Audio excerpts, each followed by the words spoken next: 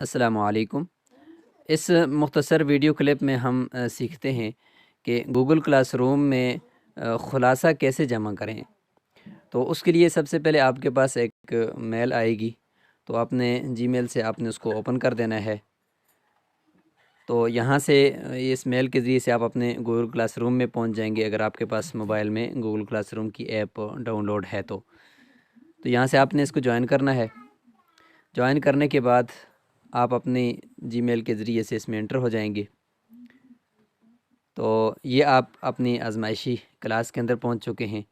یہاں پہ دیکھیں اسٹریم نیچے لکھا ہوا ہے اور کلاس ورک اور پیپل۔ تو کلاس ورک کے اندر آپ کا ورک ہوگا اور یہاں پہ آپ کے پاس یہ اسائنمنٹ آئی ہوگی۔ تو یہاں پہ دیکھیں سب سے پہلے ہے جی کہ خلاصہ بھیجیں، تو خلاصے کے اوپر آپ نے کلک کرنا ہے۔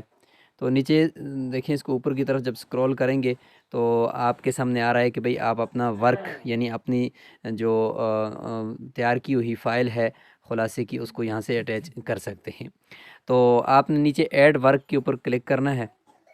ایڈ ورک کے بعد آپ کیمرے کے ذریعے سے اپنی نوٹ بک کی پکچر لے کر بھی سینڈ کر سکتے ہیں، اور اپنی گیلری سے بھی اپلوڈ کر سکتے ہیں، اور ڈاکومنٹ فائل میں ہے یا پی ڈی ایف میں وہاں سے بھی آپ اپلوڈ کر سکتے ہیں۔ تو آپ اپلوڈ کے آپشن پر کلک کریں، تو جہاں پر بھی آپ کے پاس یہ پڑی ہوئی ہے تو آپ وہاں سے اس کو اٹھا کر لا سکتے ہیں۔